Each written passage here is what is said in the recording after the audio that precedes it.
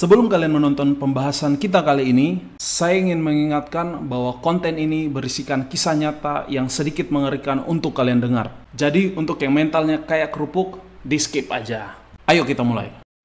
Apakah menurut kalian memungkinkan jika seseorang yang telah melakukan pembunuhan, mutilasi, kanibalisme, kemudian tertangkap dan mengakui perbuatannya, namun tidak pernah dihukum penjara, malah dia menjadi artis?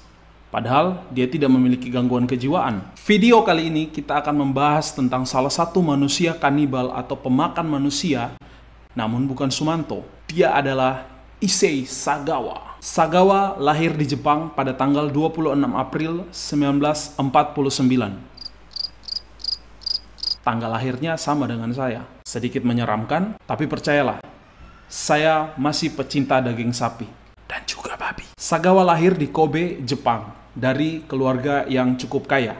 Keinginan kanibalistik Sagawa yang pertama dialami saat dia masih di bangku sekolah, setelah melihat paha teman-teman prianya. Pada usianya yang ke-24 tahun di Tokyo, Sagawa pernah mengikuti seorang wanita berkebangsaan Jerman, lalu masuk ke apartemennya ketika dia sedang tertidur, dengan niat untuk memakan tubuh wanita tersebut.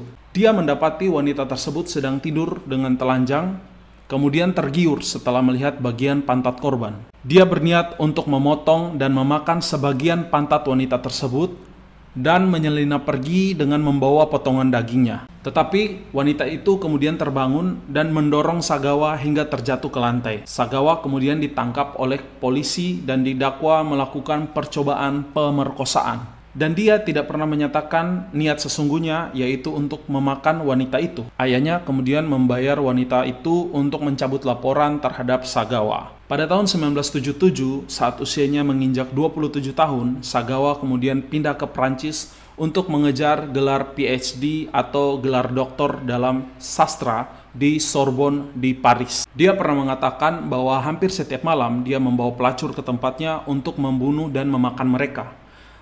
Tetapi dia tidak pernah berani untuk melakukannya. Kemudian pada tanggal 11 Juni 1981, masih di Prancis, Sagawa yang saat itu berusia 32 tahun mengundang teman sekelasnya yaitu René Hertfield untuk makan malam di apartemennya dengan dalih menerjemahkan puisi untuk tugas kampusnya. Setelah wanita itu tiba untuk mulai mengerjakan puisi yang sudah mereka sepakati sebelumnya, kemudian secara diam-diam Sagawa mengambil sebuah senapan yang sudah dia persiapkan dan menembak temannya di bagian leher dari belakang.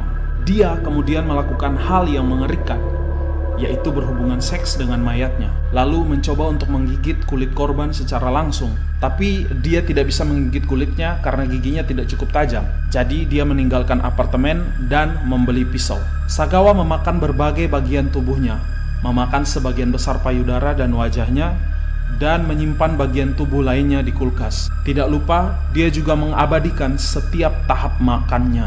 Dia kemudian berusaha untuk membuang sisa tubuh wanita itu ke sebuah danau yang sebelumnya telah dipotong-potong dan dimasukkan ke dalam dua koper yang berbeda. Namun kesalahannya adalah dia pergi ke danau ketika daerah tersebut tidak dalam keadaan sepi. Beberapa orang pun menaruh curiga terhadap perilakunya. Kemudian ketika dia sedang berbalik memandangi danau, seorang pria mendekatinya dan bertanya apakah itu kopernya atau bukan. Mungkin karena dia panik, dia mengatakan bahwa koper itu bukan miliknya. Lalu dibuka oleh pria tersebut dan mendapati ada sprei dengan banyak bercak darah dan juga potongan tubuh manusia. Ayah dari Sagawa kemudian menyewa pengacara untuk pembelaannya. Dan setelah ditahan selama 2 tahun dan menunggu persidangan, Sagawa dinyatakan gila dan tidak diadili oleh hakim di Prancis.